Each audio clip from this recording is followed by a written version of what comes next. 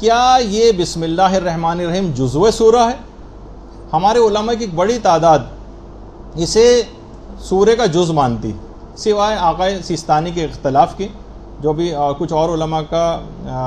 بھی اس سلسلے کے اندر ابھی بات آگے بیان ہوگی۔ اور خود علماء اہل سنت میں بھی جو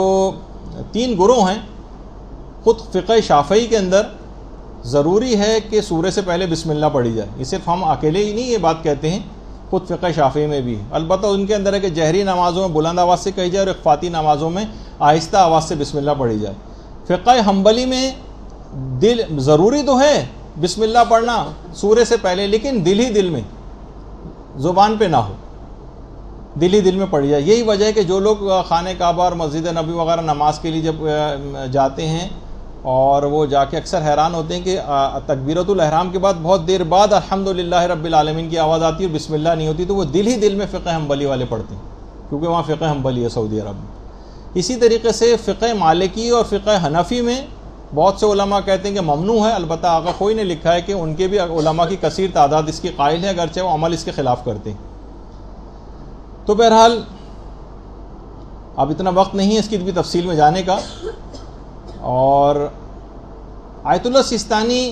بسم اللہ الرحمن الرحیم کو سورہ الحمد کا تو جز سمجھتے ہیں،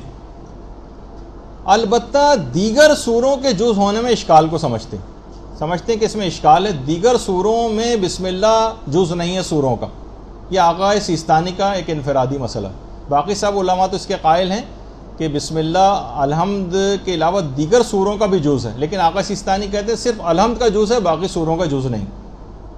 اور نماز احتیاط میں فرماتے ہیں کہ احتیاط واجب ہے کہ سوروں کی ابتدائی بسم اللہ کو ایک آیت شمار نہ کریں، جب یہی وجہ ہے کہ جو 5 رکوع میں سورہ قل هو اللہ احد کو توڑ کر پڑھا جاتا ہے، احتیاط واجب ہے آقا سیستانی کی کہ اس میں الحمد کو جو ہے یہ جو سورہ قل هو اللہ کی بسم اللہ ہے اس کو جز نہ سمجھیں، یعنی کوئی 5 آیتوں والے سورے کا انتخاب کریں۔ البتہ ایک طریقہ آقا سیستانی کا بھی ہے کہ جس میں وہ کہتے ہیں کہ نماز آیات میں پوری ایک آیت بھی پڑھنا ضروری نہیں، آدھی آیت بھی پڑھی جا سکتی۔ تو وہ کہہ رہے ہیں کہ اگر سورہ قل هو اللہ احد کو 5 ٹکڑوں میں آپ توڑ کر پڑھ رہے ہیں، لیکن بسم اللہ تو جزو سورہ نہیں ہے، تو پھر آپ یہ کہیں کہ لم یلد کو ایک آیت قرار دے دیں، اس کے بعد رکوع کر لیں، اور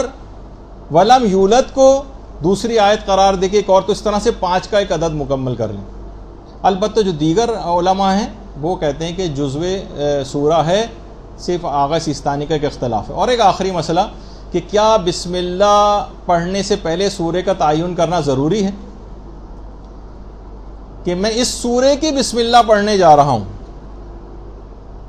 امام خمینی اور آیت اللہ خوئی وہ یہ فرماتے تھے کہ بسم اللہ پڑھنے سے پہلے سورے کا تعین کرنا ضروری ہے کہ آپ کون سا سورہ پڑھنے جا رہے ہیں، اس کا تعین ضروری ہے۔ یعنی آپ کو بسم اللہ بھی پڑھنے سے پہلے یہ سوچنا پڑے گا کہ میں کون سا سورہ پڑھنے جا رہا ہوں۔ اور آیت اللہ سیستانی اور آیت اللہ خامنہ یہ فرماتے ہیں کہ نہیں، واجب نہیں ہے۔ آیت اللہ سیستانی کا بھی یہ مسئلہ اور آیت اللہ خامنہ کا بھی یہ مسئلہ ہے کہ واجب نہیں ہے، بسم اللہ پڑھنے کے بعد بھی ہم سوچ سکتے ہیں کہ کون سا سورہ پڑھا جائے، لیکن فرماتے ہیں اگر کوئی خاص سورہ پہلے سے متعین کر لیا تھا ہم نے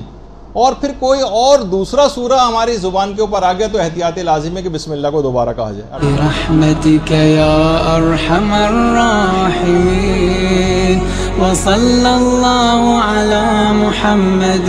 وآلہ الطاہرین۔